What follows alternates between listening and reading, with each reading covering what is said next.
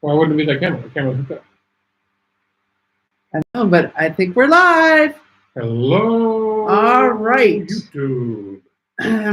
Just getting here. Let's see. Now the big question is our mic system working there? Can you click on that mic down there?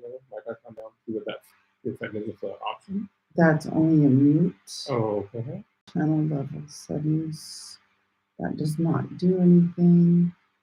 Cancel. All right. Hello, Rick Larson. Oh, hello.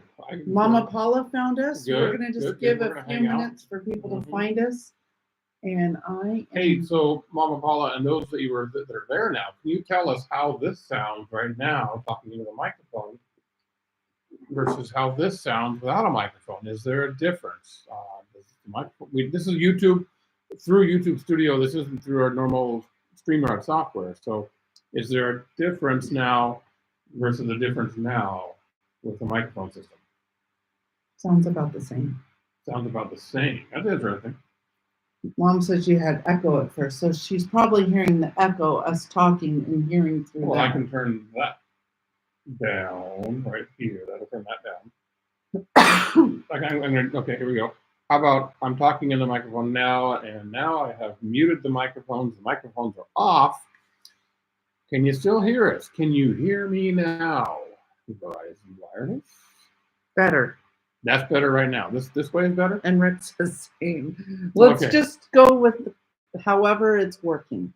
Well, I just do I want to have that thing in my face or not? I don't know. Can you tell he's the audio guy? I am. No difference. Still can hear you just as good. Okay, we're going to turn it. I'm going to put that microphone out of your face. Okay. Turn that off for now. Good. Oh, technical difficulties. Love it.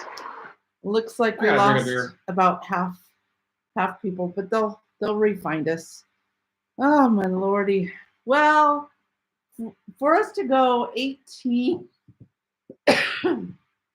live chats and have our first really total StreamYard failure, whatever it was that happened. Crazy. Yeah. So all right. So I'm going to start over again because I don't know exactly where we cut out on the first one. Anywhere, so. Well, I started talking about how this is our last live, and then we will be back in October to start our next. Excuse you. I didn't burp. Yes, you did. We'll be back in October, and we're going to start this whole series of videos over again. It's kind of how this group page works and how our lives work. Yep. We just kind of will learn stuff from this year and make those changes and move forward. But right.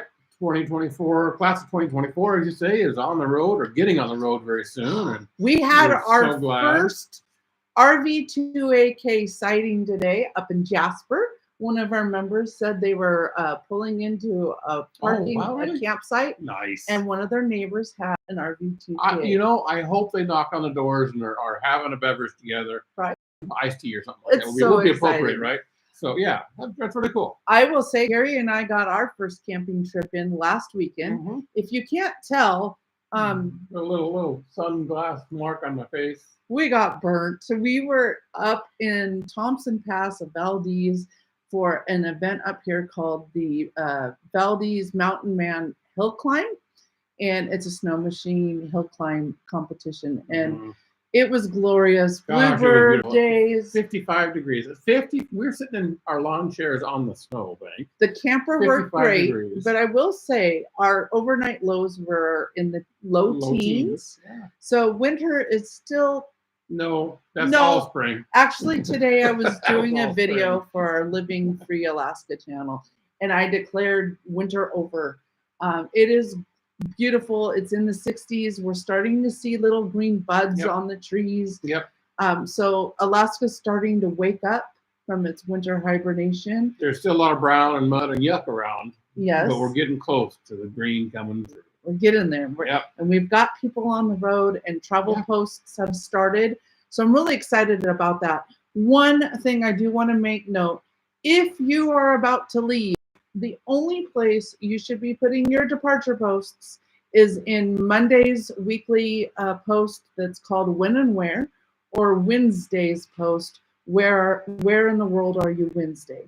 as you can imagine, we have hundreds, if not thousands, of people traveling.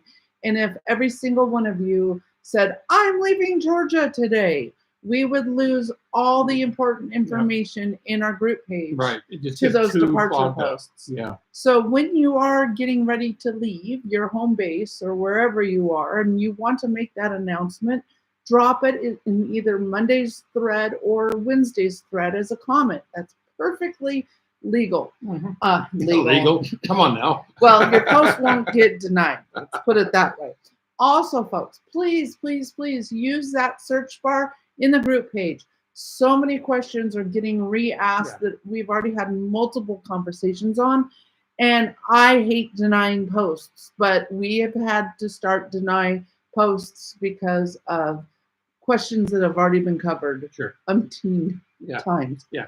The search bar is magic. I mean, it maybe it's not as easy to find the search bar sometimes, but normally in the upper right corner or somewhere like that, it's there. Click on that little magnifying glass icon and type in your question or So much keywords, and you can scroll through a lot of information there for yourself. Also, rally tickets. We still have boondocking sites available for our rally. And guys, those are the cheapest tickets for the event. So if you want to come camp with us and 50 plus of your fellow RVing to Alaska traveling members, please check us out on the website at rv2akrally.com. We do have about 40 some sites still available in the group parking. Well, I was going to say they're not sites. It's a group parking area. Kind of like rally parking. Style. Yeah. So you're offered a substantially sized spot to park, but it's not like one of the reserved spots on the river. It's not a actual campsite. It's not a campsite. It's a rally style. It's a big field that you'll be parked in. But if you're a boondocker, you got solar, or you run your generator, it's all good. We've got a lot of fun activities planned. We have a food truck coming in the first night to feed you all, so you don't even have to worry about dinner on day one. We have nightly campfires and happy hours. Well, don't forget about the party on arrival night. We've got the band coming. Oh, yes, the band's coming. Yeah, along with the food. Live we're going to have entertainment. Yeah. We also are going to be hooking up with several of the local tour operators in the area. Excited. We've already talked to them a couple times this season, and they're excited to work with you guys too for rafting trips and fishing trips and whitewater rafting trips. I'm also looking into a couple other tour companies outside of who we used last year. Maybe for some flight seeing. So we've got some options coming up. Lots of things planned. So it's a great rally. Rally tickets still available. Also this year we're going to be doing meetup happy hour events throughout the summer. Our first one is coming up at Chicken Stock. So if you have Chicken Stock tickets and are planning to be there, and if you come in the day before on Thursday, we're going to hold a happy hour at our RV.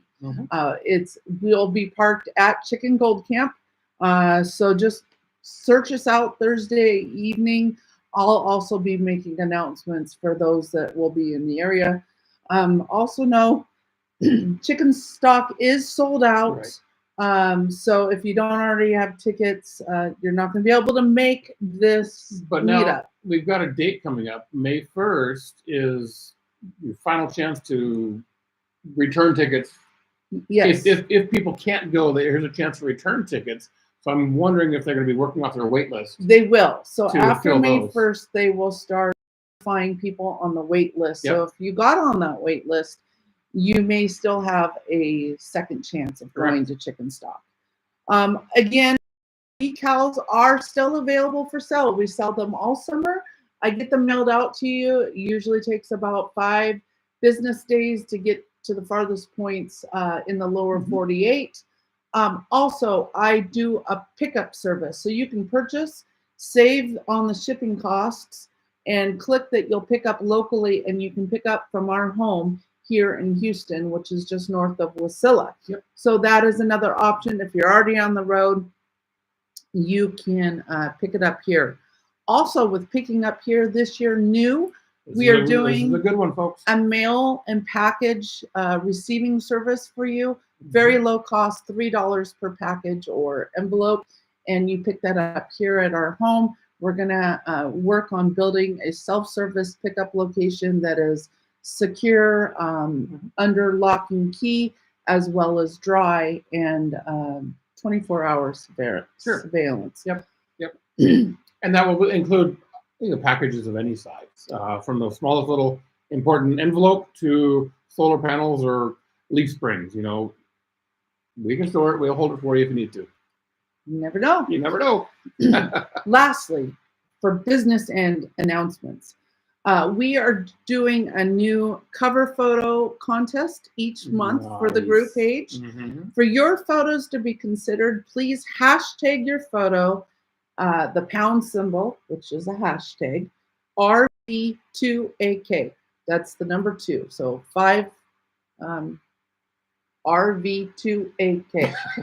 I'm sure you'll put that in the post somewhere. It's already in the out post. there. Yeah. There's a couple of people that have already hashtagged their photos to be submitted. We need landscape photos because that photo banner is in landscape. So put your phones long ways. Yep. Like turn them this way. Do that. Not this way. Yep, no. Yes. Instagram, no. This way, yes. Anyways, okay. I want to see your photos. We see some amazing photos come through here. Yeah, I'm looking forward to seeing them. We have a couple people on the road right now that are doing great with the travel posts. All right. Remember, travel posts can be posted once you hit that Canadian border and north. You can do it all the way up to Alaska, within Alaska, and all the way back down to the lower 48 border. So post those photos. Tell us what you're doing. Show us what you're seeing. And we just can't wait to see you. Right. Okay, here's some travel announcements. We got some important These stuff are official travel announcements. Yep. Top of the World This is huge. Is opening early this year and closing later than it has since pre-COVID. Right. So daily hours of operation are 9 a.m. To 7 p.m. Pacific, or Alaska time, that is 8 a.m. Oh, wait. Backwards. 9 a.m. I went forward. So no, that's right. It's 8 a.m. Oh, I don't know how to read. I'm looking 9 a.m. to 7 p.m. Pacific, or 8 a.m. to 6 p.m. Alaska. Yes. Remember, Alaska is 1 hour behind right. Pacific time. So if you're in Canada, once you cross into Alaska, you're going to turn back your clocks. You lose an hour. You lose an hour. So they are opening on Friday, May 17th. That is so normally, that's 2 weeks earlier than the last couple of years. 18 days, guys. Yeah, less than 3 weeks. Top of the world's open. So if you're traveling already, consider rerouting and going top of the world. It's an amazing route. Yep. The Yukon never froze over this year, so I'm sure the ferry will be operating soon. And then here's another great announcement. The top of the world closing late too, not just early. Well, that's what I'm talking about. Oh, that's where I was going. Where you're going. All right. They are closing Sunday, September 15th. So they're going beyond Labor Day. Thank you, Canada. Yes, absolutely. And they will not close until September 15th. This is perfect timing to see the fall colors, to stay later, catch the aurora, catch those northern lights, and the beauty of the Yukon in the fall. And as you make your way south, you're going to run back into summer. So I love the fact that you can stay longer and not rush out of Alaska. Well, you didn't have to run. The other exit's open, or the other port of entry is open. But top of the world is you have to do it. If it's not on your schedule, either in or out, really maybe consider adding that to your schedule. It is worth it. Yep, absolutely. And then the other thing about travel announcements in the group page, be sure to always kind of check the featured section. Right. That's kind of the sub bar above where all the daily talk is. That's where we're going to put emergency announcements or travel advisories, such as road closures due to wildfires, flooding, landslides, construction, major construction. Major construction. One more huge announcement. Does not affect anyone for this year. This will be more of a 25 travel season. It is actually for 2025, 2026, and 2027. Major. The next 3 years. Reconstruction. Through grants through the state of Alaska, DOT, and the Federal Highway Transportation Association. something like that, from Destruction Bay to the U.S. border, 128-mile stretch. They are refitting the road. And that's going to include drainages, cutting out the road surface and rebuilding the They're resurfacing, repairing the road underneath the surface and culverts, and will also include improvements to drainages to make the road be used more safely at its intended speed. Now, and that's a big deal right there. More safely at its intended speed. Now, we don't know what's really going to happen after the first freeze-thaw session. Maybe they're going to drop their intended speed to 35 miles an hour. Well, that's a good point.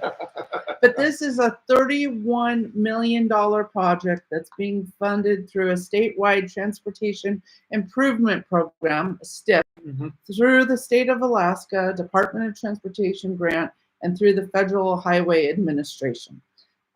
So this partnership is huge to keep our communities connected between the Yukon and Alaska. Well, and some of you might be questioning, well, why is Alaska and the United States funding this? On the Canadian side. It's kind of strange, isn't it?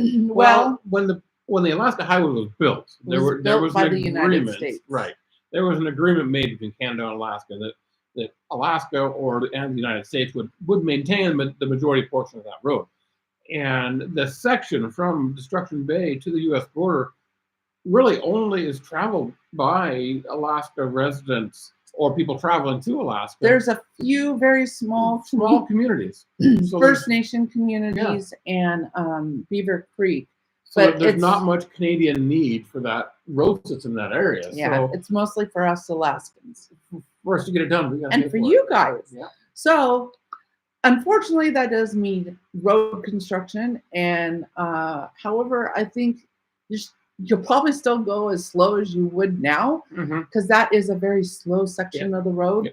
For 128 miles, it will take you around 6 to 7 hours to transit that. You're going to have to actually adjust your times probably, and we'll see what happens. But I'm just excited to know that it's actually officially been announced. It's on the books. It's being paid for. It's going to get done. So that section of the road will improve. Again, that starts in the travel season 2025. Correct. So not 2024. It'll be next travel season. Yeah. Valerie just says, slow down and enjoy the view. Absolutely perfect, Valerie. Yes. Correct. All right. So now, since we just talked about top of the world, even though I had top of the world at the bottom of things to talk about. Yeah, you did. Should we just start there? Well, because we're there. So tonight we're going to talk about off the pavement. This is basically the gravel highways that are, sorry. Have you talked more? Well, you're going through a little coffee thing. I've had a cough for about a month, and you're blaming me, but I'm done with it a long time. Got it from you. I just can't shake it. Hang on that long. Anyways, top of the world highway. Pavement highway or non-pavement highway. No, it connects Dawson City to Alaska and ultimately down towards Chicken and then Potoke. And so you would leave from Dawson City, and it'll go to Tetland Junction. And as it's dirt up to the Canadian border, if I recall, and then paved for about 13 miles after that. Correct, and then chip sealed after Chicken down to Tetland. Yep. In all, it's 175 miles from Dawson City when you cross the river to when you hit the Alkin. Yep. It is a beautiful route to drive. It does take you on the ridges and hilltops of the area, I guess, or the mountains through there. Yeah, you stay on top of the mountains. It's top of the world, top of the mountains kind of thing. So that gives you amazing views. You can see forever up there. It's the 40-mile district or 40-mile region, I guess, of Alaska. And it's just nice, big rolling hills. Not much tall mountains, but just beautiful rolling hills and a bunch of rivers. There are some areas of the highway or the top of the world highway that are maybe a little bit narrower. And there's No guardrails. no guardrails, and the grades aren't very steep on that one. I don't No, believe. not really. Yeah. You just have to take it slow. And it is dirt, so you take it slow. Beautiful. There's just one little section about, I'd say, 10 miles outside of Chicken on the Canadian Maybe a little bit side, further than that. where it's very steep. Mhm. And I just told Gary, scoot over, hug that other side, Right. the And hillside. with these highways that we're talking about today, they really aren't traveled that much, so you can take most of the road so long as your sight distances allow that. Yeah, if you have a blind corner, Right. Obviously stay in your lane. But it is a beautiful road. If you're lucky, you'll see part of the 40-mile elk or a caribou herd up there. We did see quite a few of them when we came through in 19. We actually saw some caribou last year when we were up there in that area too. So they're up there. There's moose up there too. You have a good chance to see black bear and maybe some grizzly too. Beautiful area. Even though it's only 175 miles from Dawson to down to the Alaska Highway, I highly recommend breaking it up into 2 days. Yeah, absolutely. It is a long drive because it is on dirt, if it's washboardy or if it's dry. This is also an area that you want to kind of have a zero pressure. So have a fan going. Can you explain that? Because it can be dusty. If it's dusty, yeah, in an attempt to keep the dust outside of your rig. This is on any of these roads, by the way. This advice. In an attempt to keep the dust out of your vehicle, and if you're traveling in a pack, this only relates to the lead vehicle because the next vehicles behind you are just going to be covered in dust. But what you can do is run a ceiling fan, like your bathroom vent fan or your kitchen vent fan. Run that so it blows air in to your RV, and that's going to create a negative pressure inside the cabin of your RV. Those fans push out. Some of them do reverse. Ours does. I thought you push it out. You push it out so the dust can't come in. Well, if you're using those fans to suck air out, the dust's going to come in from all the seals that don't work very well. Mm. If you reverse those fans and pull air in from above, it pushes the air out of those seals that don't work very well. Okay. So that's a negative pressure. You want to create a negative pressure so the dust is pushed out. Okay. And it does work. I mean, if your fan can reverse and suck air in, it works. I don't think our fans reverse. It does. It does? Yeah. Okay. Anyways, that is a trick. It does help. And you can play with it and see which way your fan goes to see that it doesn't build up. Like I said, if you're not in the lead vehicle, don't try it.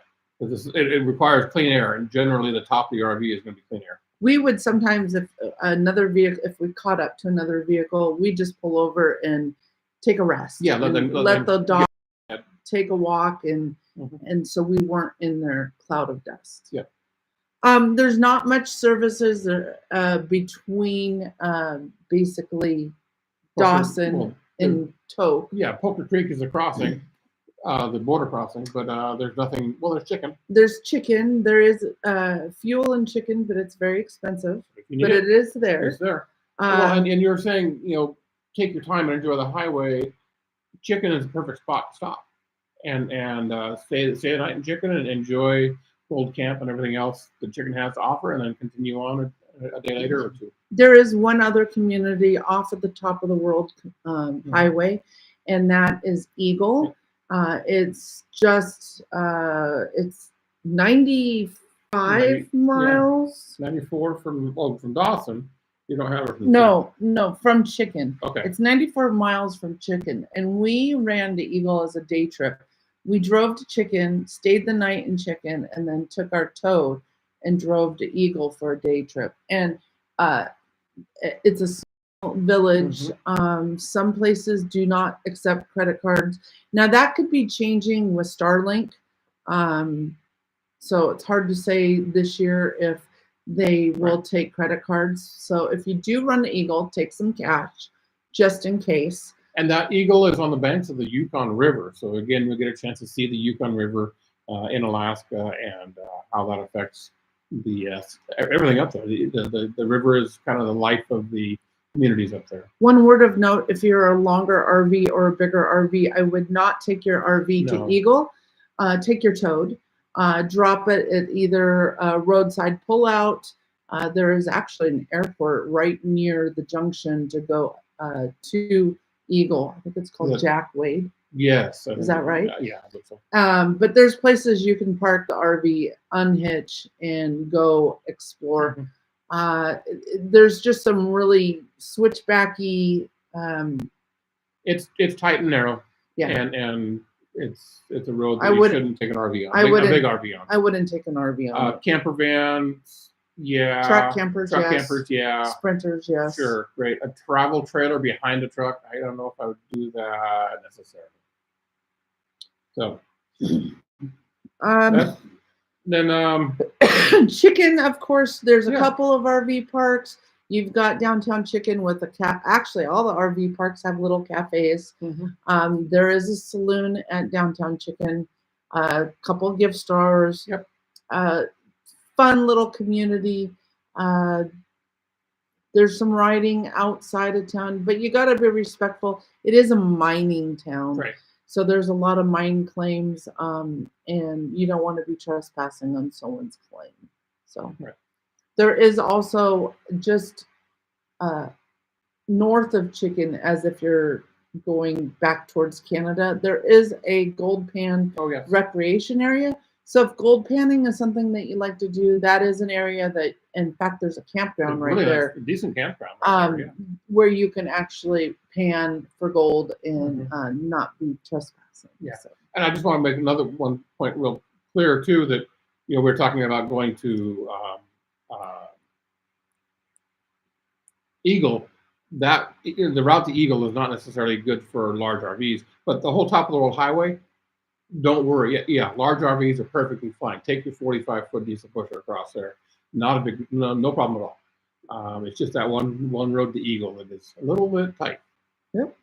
And then from Chicken down to the Alaska Highway, that takes you outside of Tok by about 13 miles. And that is a pretty easy, but it's chip seal. So sometimes dirt is easier to run than the chip seal. You got to be able to read the road there too. Yeah. And know when to slow down. It takes us about 2 hours from Tok to Chicken to just give you an idea. And the distance between the two, Chicken is 80 miles from Tok. So 2 hours to go 80 miles, which that's normally. Not too bad. Yeah, that's not too bad. I mean, I guess you can do it an hour and a half normally or something like that. Even less. 80 miles? Anyway. No. Well, yeah, I guess it would be on a regular highway. An hour 20. An hour, yeah. On a regular road, highway, but not that road. Not that, no, on a regular road, yes, correct. Okay, before we move highways, I'm going to just see if there's any questions about Top of the World. And I apologize, I can't pop them up on the screen. We're just going straight through from YouTube. Someone's having an old-fashioned, Valerie. Oh, I would love to join you with that. All my stuff downstairs. People are just given when they're leaving. Good. So Rick is asking, is early July better weather, drier, or is the dumpster better later in the summer? Okay, so how our summers normally run? There's no normal. Well, that's true. This feels like it's going to be a good year. But we don't know. We don't know. It's typically drier in the early parts of summer, and then in July it transitions to a wetter. But then September normally clears up again. And then September it dries out again, yes. Yeah. For the dumpster, personally, we've never done the dumpster. I hope we get to soon. But I know our moderator, Madison, he loves to go in the fall on the dumpster. And that's just because those high latitude tundra, the fall colors are absolutely stunning. Yes. So if you want to save Dempster for your later on your exit and come out on top of the world and do that. That's probably what I would do. Yeah, that seems We more did appropriate. do top of the world in June, and that was still just as gorgeous too. It's a lot of green, a lot of wildflowers, so you get two different point of views. Two different And styles environments, of yeah. view, depending if you come in the spring versus the fall. All right, I think I got that. His other questions are not about this area, so Okay. I'm going to skip those. Madison points out, consider using weather stripping to minimize dust getting in. Right. If you can add weather stripping to those seals, that would be a benefit. Yeah. Madison also adds, if you want to drive your toad to Eagle, you can leave your rig in Walker Fork BLM campground. It's about 8 miles from the cutoff up to Eagle. And there's a big pull off right there at that junction where you turn to Eagle. And I wouldn't suggest using that pull off. The fuel trucks use that pull off to drop their trailer and take the main truck in. And then Valerie asks, Eagle is a side trip off the top of the world highway, just making sure I'm tracking. Yes. It is about, I'd say the junction's about 20 miles from the Canadian border. I'm purely guessing on that. Yeah, but it's clearly marked. Once you enter into Alaska, it's going to be your first right-hand turn available. And Eagle is at the end of the Taylor Highway. Yeah, the Taylor technically goes all the way to Eagle and terminates. Right. All right. So now let's do the other big one. Oh, yeah. Or should we do the Denali and just kind of work our way north? Well, that makes sense. Yeah. Okay. Yeah, we're going to go backwards. So our next off the pavement highway we're going to discuss is the Denali. And I think we should start on the Paxton side because that is mile 0 of the Denali. Sure. And the Denali Highway connects Paxton, Alaska off of the Richardson over to the Parks Highway in Cantwell. In all, it's a 134-mile highway and only 15% is paved. And it's basically your front end and your back end. Right. I think the back end is only about 10 miles, even if that. In the front end, about the first 30 miles. I'm trying to remember the name of the lake. Tangle Lakes. Tangle Lakes. The pavement ends at Tangle Lakes. There is a recreation area, campground, beautiful little lakes that great fishing, really good fishing. kayaking, canoeing, but everything in between there is all dirt.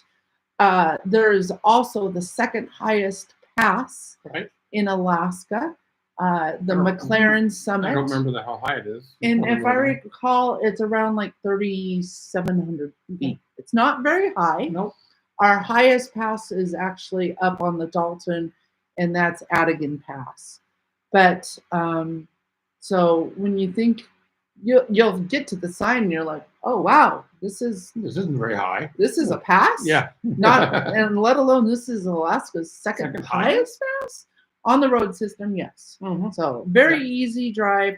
There's several roadhouses in between the front end and the back end that are open to the public during the summer, that they have cafes, they have activities. McLaren River Lodge offers a boat tour up the river towards the glacier, so you can get a better view of the glacier and just kind of experience what the true wilderness experience is like out there. It's a pretty amazing trip. We had a great time doing that a couple of years ago. They're at milepost number 42, so you don't have to do too much dirt driving from the Paxton side to visit them. The Alpine Creek Lodge is almost a full-service lodge. They have lodging, obviously the individual cabins you can rent, or they have bunks too, I guess.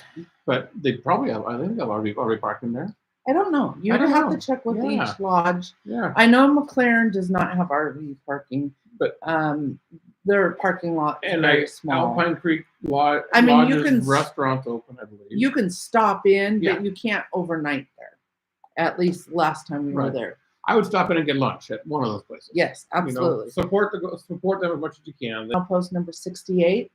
And then you're going to continue on. You're going to go over the Susitna River Bridge. Yes, your RV that bridge without any issues.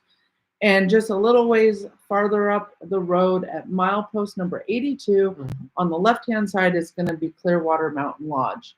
These are your major roadhouses along the Denali. Now you will find this is where a lot of the local Alaskans will camp. They hunt and play in this area. So they know all the boondocking spots. So you may be camping with the locals. That's not a bad thing. This is also where the locals like to go and ride their ATVs. There's tons of trail systems out there. And there are some mining claims and some big mines. So just keep this in mind. You may end up in an area that you think is quiet, and then Friday rolls around and the weekend warriors show up. But do not think Denali Highway is worth scratching off your list. No. It is beautiful. It is. Some of the views up there are absolutely stunning. You can look across the river valleys, 20 miles across, to a number of glaciers across the view.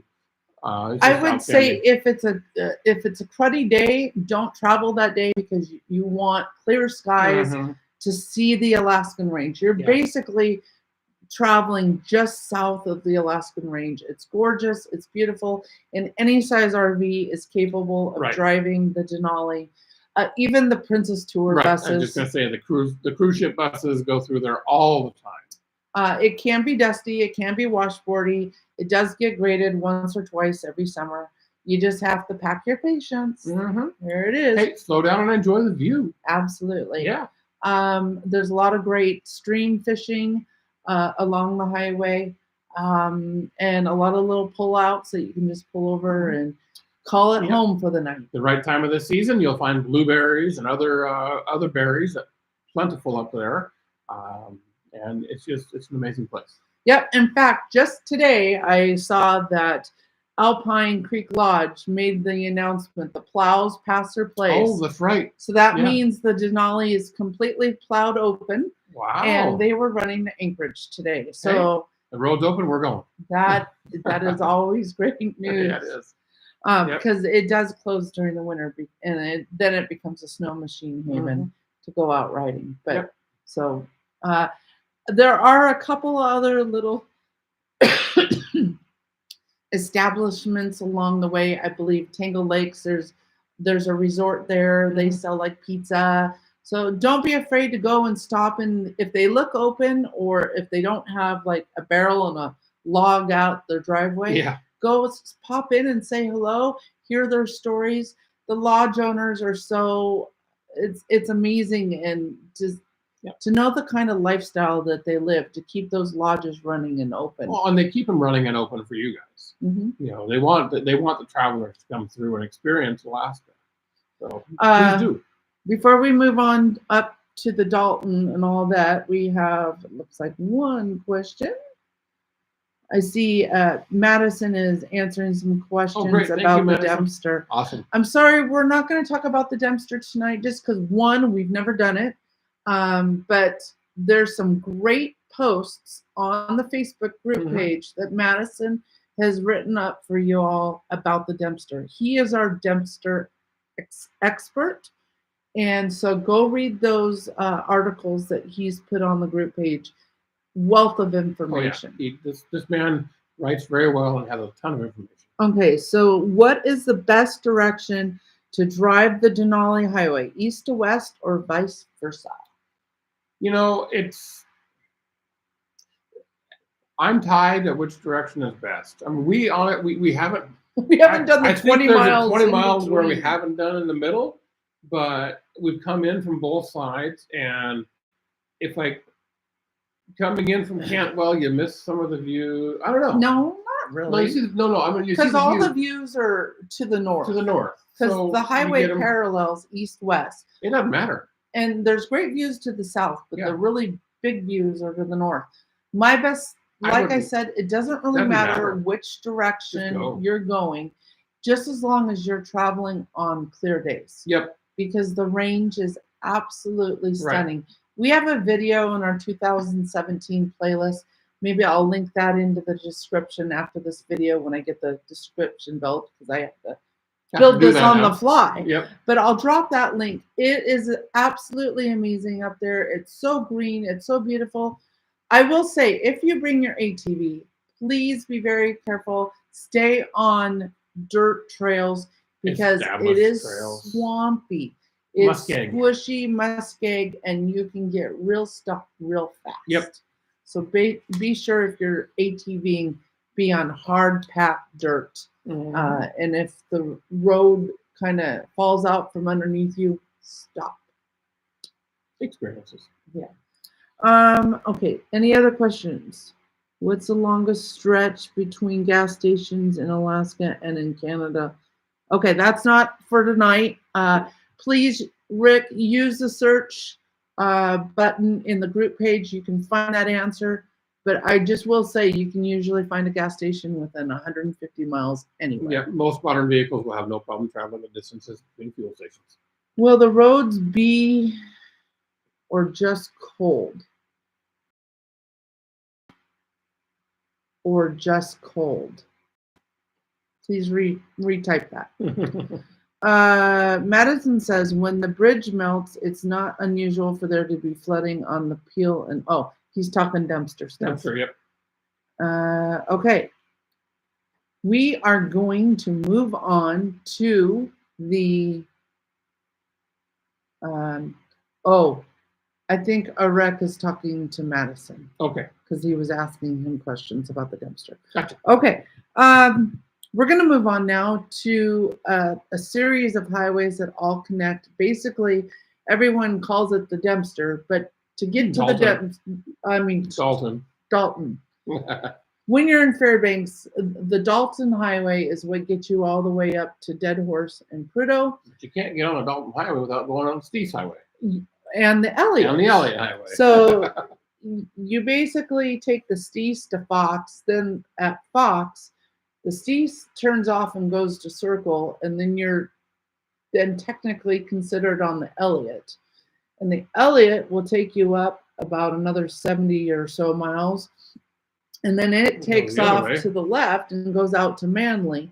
And then if you continue straight, then you are officially at the start of the Dalton. So to get to Prudhoe, you do have to take 3 highways, but you just go straight. You pretty much go straight. All the other highways turn off. Yeah. So that always kind of got me in the beginning, but it's not hard. It's very well marked. Yes. So the facts on the Dalton. There we go. In all, from Fairbanks, starting with the Steese and then the Elliott and the Dalton, it's 499 miles. So let's just call that 500. That's a big old 5. That's a big old 500. 500 right there. 25% of the road is paved. Consider that kind of chip seal. Yep. There is some paved section, but honestly, they're trying to unpave some areas. Unpaved roads are much easier to maintain than paved roads. When paved roads go bad, you've got to bring in the equipment to take all that pavement off and resurface. But on a dirt road, you bring a grader through it, and generally that's good enough. 75% of the road is gravel, and it's a mix from really good base to really bad mud. Really bad or just bad? Really bad. Yeah, some of the grades. And it just depends on the season. It depends on the year. You got to also remember the Dalton is traveled by the truckers. This is a truckers highway to service the North Slope and our oil fields up there. You will come across truckers flying, and they are not going to slow down for you. Well, if they see you being courteous and sliding over and slowing down, they will slow down. They may slow down for you too. So that is a very big tip for you when you're on this road. If you see a semi coming towards you, or you see a semi coming up behind you, pull over, slow down at a minimum, or if you can pull over and come to a stop, Right. they will be very appreciative of it. Right. Their time is valuable. They're on the clock. Your windshield might appreciate it too. Yeah. Because if you're going and he's going at maximum speed, rocks are flying, but it's amazing if you pull over, you have less of a chance of getting hit by those flying rocks. Yep. Windshield breakers. Yeah. Steepest grade on this part of the road is 12 degrees. 12%. Or 12%. Adigan Pass is very steep. There's also some steep sections when it's still considered the Elliott. Yeah. So, but nothing major you can't handle. No. Again, you just need to always be courteous, checking in your rear mirror. Who's behind you? Is that a semi? Especially if there's a hill coming. He needs all the speed he can get to get up that hill. They do use a CB, and I don't recall what channel it is. I think it's 16. It's not. Is it 6? I don't know if it's 16. I don't know. But it will say in the milepost. It does say in the milepost, if you do have a CB installed in your vehicle, turn to that channel and you will hear the communications. Generally, there are communications about XYZ vehicle heading up the grade right now, or whatever the grade it is, or you can hear some of the communication going on through the CB radios. So it's a good thing to have. It's not anything you need. Hold on. Be aware of your situation. I can't quite piece together the audio. We're breaking up. Can you hear us now? I just now seen this, so I don't know how long ago this was. We have to remind you that we are on Starlink, and every once in a while, Starlink still, they have birds in the sky, but there's not enough, and we slow down. Okay, audio is good. Sorry for that. Starlink right now, we're at 114 megabytes. 122. Yeah, so up there. Starlink is. I can't see that. There we go. I don't know. But that's down. We're going up. Oh yeah, we're uploading. I didn't see what upload was. If that's it is in the 20s. Oh, my mom just said, "Can't understand you." But that was 2 minutes ago. Mom, are we good now? I think we're good. Yeah, we're good. Everyone else is saying we're good. Okay. What's your upload? Well, let me bring that back up.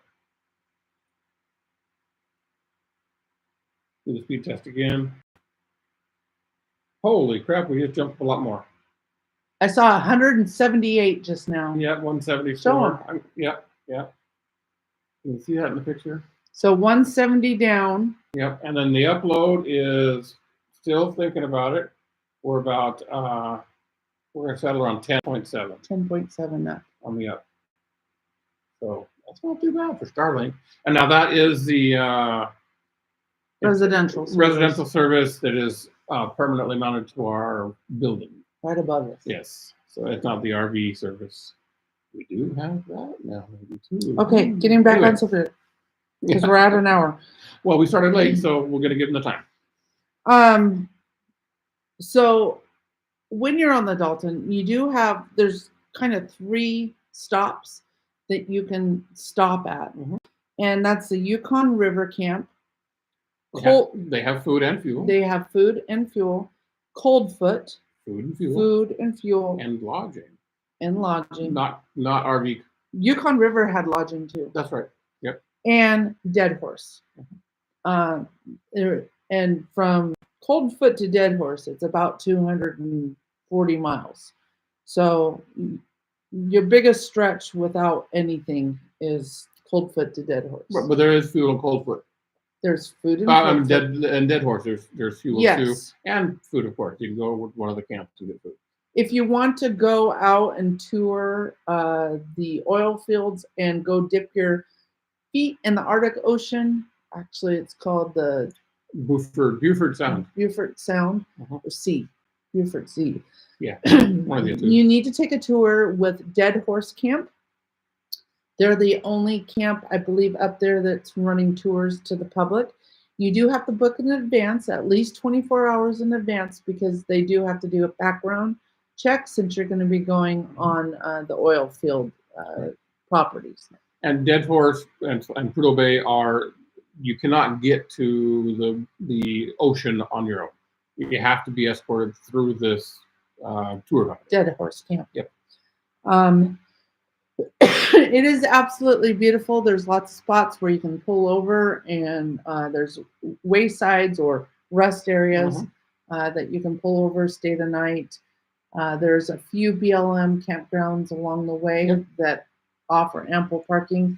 Again, we are advocates. If you are a big RV, please leave it in Fairbanks and take your tow vehicle and prepare to tent camp or get accommodations with one of the camps. The camps. Yep. I will let you know that Prudhoe Bay is getting busy again with oil operations, especially with the Willow Project. So they've actually opened up some lodging, or what they're called camps up there too, right? So tourist operations up in Dead Horse is not a priority very up there. minimal. It is a working town. It is for the oil fields. So please be respectful of that. I do know some of the camps will rent out a room to you, but sometimes it's based on availability. If the oil companies are busy and have a lot of workers in town, then they get priority over a tourist. So I'm just warning you on those points, just because I want to respect those workers and what they're doing. You know. Yep. It's a working town. It's a working camp. It's not a town. They're not the grocery stores and markets. And there is that. a general store, and that's where everyone goes and puts their sticker on the wall. And they do have some merchandise upstairs where you can get your bumper stickers, your pins, T-shirts, memorabilia of making the trip. Then the gas station's a little bit further up towards the field, the restricted area. There's kind of a map once you get into Prudhoe at the general store, and it will kind of show where you can get what. But there's not much to do. You can go into one of the camps and eat at their cafeterias. Aurora is the most popular one. Yeah, it's a pretty for a camp. Yeah, it's great. It's a nice building. Nice little setting on the lake up there. On your way up, you have a high possibility of seeing caribou. Not yak, but muskox. Wild muskox. All sorts of fox. The bird population is amazingly huge. Swans, moose. Moose are up there. Yeah, they're there. We saw some. Yeah. And bear. So all sorts of animal and wildlife up there, and you take your time, and if you spot them, pull off in a safe area where you can allow other vehicles to pass by you, and take the time to get the photos. Bruce is asking on the Dalton, trying to decide between the Arctic campground or Marion Creek to stay at. So the Arctic campground, I believe, is just past the Arctic Circle. Marion Creek, is that the one by the other little town by Coldfoot no, Wiseman? Wiseman. Is that the one by Wiseman? I think that is the one by Wiseman. There's about 65, 70 miles between those two. All the campgrounds up there are very primitive, especially as you continue going more north, they're even more primitive. I would stay at the one at Wiseman just because it gets you a little bit further up for your next day's travel. It just depends on how much you want to travel each day. Yeah. They're both very usable. You may get to the Arctic Circle and realize, oh my gosh, this took a long time, and you just decide to pull up camp there. So when we did this trip in 2017, we did it in 3 days, going up and back. In our F-150 truck, we were not in a camper at all. So we were traveling at a good clip, and each travel day was 8 hours or more. So from Fairbanks to Galbraith Lake, that was our overnight stop. That took us over 8 hours. Then the next morning, we drove from Galbraith up to Prudhoe, did our tour, and then drove back to Galbraith. That was 8 hours road time. So from Galbraith to Prudhoe, it takes about 4 hours. And then again, another 8 hours back down. So again, even though It's a 1,000-mile round trip. Yeah, So it- you've got to realize Significant amount of distance. it doesn't feel like it's 500 miles on a map looking at it, but it's a long drive. Sorry, I just got a text from the neighbor. Oh, What else? Yukon River Camp, again, a little cafe. yeah. Have Yeah. opposite side of the There you road go. of there is a The visitor center for the Arctic Circle. Is that right? for Yukon River and Arctic Yes. Circle, yes. And then also in Coldfoot, across the way, is a really great national park visitor center. An interagency visitor center. Yes. And there's 4 or 5 different parks and regions. It's like BLM, Gates of the Arctic, Yeah. and a couple other preserves. Right. It's really nice little setup. The visitor center. They're worth really your good. stop and Yeah. visit. We had never visited the visitor center in Coldfoot until this last fall when we flew up on a tour with Northern Alaska Tour Company, and I was kind of kicking ourselves that we didn't go in there in 17. It's a good setup. It's worth the time. And of course, over in Coldfoot at the Roadhouse there, the truck stop, you can get very expensive fuel, but you're gonna need to.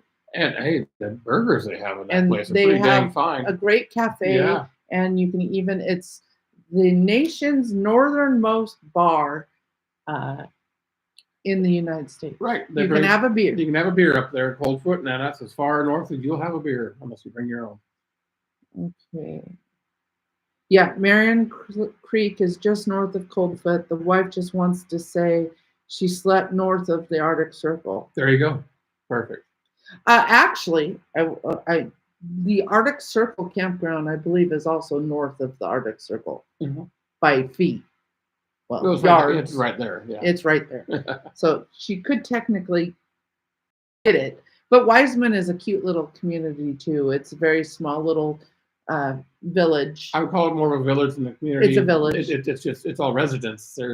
I think there's post office is even closed now. I don't know, but there is an Airbnb or a B&B there. Yeah. All right. Anything else? So we kind of lightly touched on Manly, Hot Springs, and Circle a bit ago. Let's go there. Let's do the Elliott. Yeah. So the Elliott is to Manly. The Elliott from Fairbanks starts at to the Dalton. I'm trying to figure out. Fox starts at mile 84. Sorry, I'm confused by my own notes. Well, then don't go. Let's work backwards. Manly to Fairbanks is 161 miles. Minto, which is again a village. There's really no tourist services in Minto, but that's 131 miles away from Fairbanks. And then, the Dalton Highway is 84 miles up. It starts at mile 84. Well, I'm confusing myself. So 84 miles up from Fairbanks is where you would turn to go to Manly. Hot Springs. Yes, and that's the start of the Dalton. Well, the Dalton, but the Elliott Highway goes on that. Yeah. Now I will say we went out to Manly Hot Springs in October and did a weekend stay at a resort there. There's very little RV. Let's say a resort, in quotes. I mean, it is, but it isn't. It's not a lower 48 resort. No, it was an Airbnb. Yeah. Basically. Yeah. With a soaking hot tub that is pulling water from the hot spring. Yeah. But it's nothing. It's not like Chena Hot Springs. It's just a single soaking tub. You get it for an hour, and then if anyone else is on property, reserved on property, they get it for an hour. If there's more than 2 guests on property, it is not open to the public at all. If they don't have more than 2 guests, then the public can go in and pay, I think it's something like $50 or $60 for an hour What? to reserve the hot tub. So if hot springs are your thing, there's still no guarantee unless you book a room with the resort to soak. Now we know friends that did that last year. They still drove their camper in, parked it, and then they slept in their lodging. The lodge room, yeah. So that is a way to see Manly. There's not very many amenity. There's a small little store / post office. There is the Manly Roadhouse, but it didn't look, well, when we went through there, it was closed. I don't know what they offer in the summer. I don't know if they're going to open up. They've been closed because of COVID for the last couple of years. I think last year they were slightly open. Yeah. So I'll be watching for signs. I follow all of them on Facebook, and if I see signs of life, I'll let you guys know that they're opening. Right now, it's been kind of fun on all of the Facebook pages I follow because everyone's gearing up. Like Saturday, Gary went out on a guide ride with all of his fellow guides with his tour company. With his company he works for. And so as we see things, I'll let you know. Right. I'll always make an announcement on the Facebook business page as well as in the group page. Right. So Manly isn't really an RV friendly place. There isn't an RV park. No, there. We always thought that, and then we confirmed it. Yep. Now, given we were there in October, but we kind of asked around, we talked to the owners of the resort, and there's no campgrounds. Nope. There's no services available. There's no dump station or water. It's very remote. There's a parking area at the river. That's in the Tanana River. Tanana, yeah. River. There's a parking area there. I guess you could overnight. I didn't see any signs saying you couldn't overnight there. Yeah. But just parking's very limited. Services are very limited. Yep. You have to be self-sufficient and not expect anything. No services from town. Yeah. So. No gas. No fuel. No, there was fuel at the resort we stayed at. They had right. There are 2 pumps down there. There was like a card pump at the end of the driveway. Yep. So there is fuel. Okay. Let's talk about Circle a little bit and that mystery of a place we haven't been to yet. So the road to Circle is the Denali Highway, basically right outside of Fairbanks. Only 11 miles is where you veer off and head toward Circle. In all, it's 161 miles from Fairbanks to Circle. 50% of it is paved.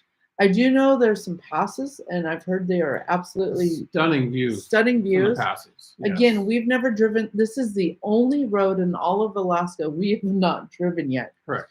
So I know probably next time we go north, we'll probably have to go to Circle. Why not? A lot of people see on the map, they see Circle Hot Springs, and they're like, ooh, another hot springs to add to the list. No. It's been defunct and out of service since the 80s, I believe. So again, kind of like Manly, not very many services. I believe there's a general store in Circle, but other than that, you're going for just a pretty drive. Yep. Yeah, just count it as a drive. Maybe sleep off and a pull off somewhere. No services considered in Circle. Be respectful of the locals. Yep. We have heard this is an area where the locals really. They're there for a reason. They're far away for a reason, and they don't really respect the travelers a whole bunch. They don't like out-of-state plates, and they don't even like Alaska plates. So that's just the easiest way. Yeah. And I think that attitude hasn't changed in the 8 years that we've done this. Now, maybe when we go down there, we'll find that it's totally different. And but we just, because there's no services down there, they really can't accommodate you. Nothing to offer. We don't recommend you go down there unless you want to explore something off the beaten path. Yep. I think we hit. I think that did it all. I think we hit everything. Any now, last minute questions, please drop them below. We'll be sure to hit them up before we say goodnight. There is one highway on here that we didn't talk about tonight, but we have covered it in depth previously. That was the Edgerton, and we The just Edgerton. talked about it. Yep. Yeah, about 2 weeks ago. That's the road actually, to McCarthy. 3 weeks ago. And that is, we covered it. Go back to our April 9th video, Yeah. and that's about Valdez and the South Richardson area, Copper River Valley. We discuss everything Yep. about the Edgerton. All right. Well, I think I see No more questions? the chatter about the Dempster kind of Okay. Madison got them pointed in the right way. Good. Thank you, Madison. I just want to say thank you all for joining us for this podcast series, 18 videos about everything RVing to Alaska. I'm really excited as we enter the next phase of Yes. the group page and watching all of your adventures. Please feel free to post and share your pictures, your videos, your adventures. Let us know what you're seeing, what you're doing, where you're eating, where you're playing, where you're staying. And then, hey, use the website, make your comments, leave your concerns, ask your questions. Start looking for your fellow RV2AK members. They are Mhm. out there. I think I've sold over 600 of these, Wow. maybe even more. I haven't done a count, but there's, That's great. I mean, there's tons of RVs on the road, and not everyone's going to have one of these. But the cool kids who bought these, you know, they're right here in our Facebook group, Yep. along with you. And we really appreciate it, because this is how you fuel us in providing all this information for you. I also have to give a huge, huge, huge shout out to my team of moderators. They are I see amazing. Madison is online tonight with Yep. us. I could not do all of this without Madison and Amanda and Candy and Hillary Yeah. and Shelly. Without, did I say Amanda? You said Amanda. Yep. Yep. There's 10 in all, including us, that have donated their. Can't count me very much. Yeah, I know. It's okay. But Yeah. on their free time, they're on the page making sure that adults are playing nice, and you know, we have to do a little babysitting. And I can tell you, this weekend things started to really. Things are happening. Things are happening. Snow's 90% Conversations are gone. happening. Yep. Because travel is happening, and it's exciting. Alaska, it's warming up. Give us a couple more weeks to get pretty. We're still in last parts of breakup. Yep. In mud season, but I think by May 10th, we'll be greened out. The 15th. Maybe, yeah, mid-May we'll be greened out and ready for you. And I think around May 15th is when a lot of the tour companies and campgrounds will be ready to open. It's kind of like an early arrival. All of a sudden, it's happened. The snow melted. It just boom like that. Snow's gone, and now everybody's struggling to get open and going. I think everybody is kind of like ready for it. We're gonna open a little early. Yep. So I saw Toke RV and cabins up there, and they're open. I saw Sourdough Campground and Toke. They're getting ready. Everyone is just chomping at the bit. I think it's going to be a good summer. It's going to be a good travel. I mean, I already have. I'm peeling. On her hand. How do you burn your hand? Well, because it was out, and I couldn't protect it after I got my first burn. It kept burning. So, but summer is here, guys, and we can't wait for you to join us. Yep. Last little thing, just seeing what people are saying. Thank you for hosting. Thanks for all the information on these podcasts. We can't wait to start experiencing. I'm glad you guys have joined us. And if this is your first podcast, there's 17 other ones. Just go look on our page under live or under the podcast column. You'll see all the videos we did for you over the winter, and we'll be back here again in October. Alrighty. And you never know, if something pisses me off, whoa, I might jump on live. That's more on Facebook when I have to go do a immediate correction. You'll see me pop in live, and I'll do that more, like I said, on Facebook. I don't know if we'll do any more impromptu lives here on or on YouTube. Because it's summer, it's time to start playing. We're going to get out this summer and go enjoy life in Alaska. So thank you for being a part of our community, and we look so forward to seeing you all this summer. And if 2024 is not your year, That's okay. See you We'll be next here time. next year, Yep. and we're going to be doing it all over again starting in October. I can't wait to see those of you that are coming to the rally. I cannot wait to see you guys, meet you guys, and have a good time with you. Yes, yes. All right, everyone. Have a great night. I'll Take get care. some links dropped in the description and get a thumbnail put up as soon as this is over. Perfect. And just thank you. Enjoy, guys. Have a great summer and safe travels.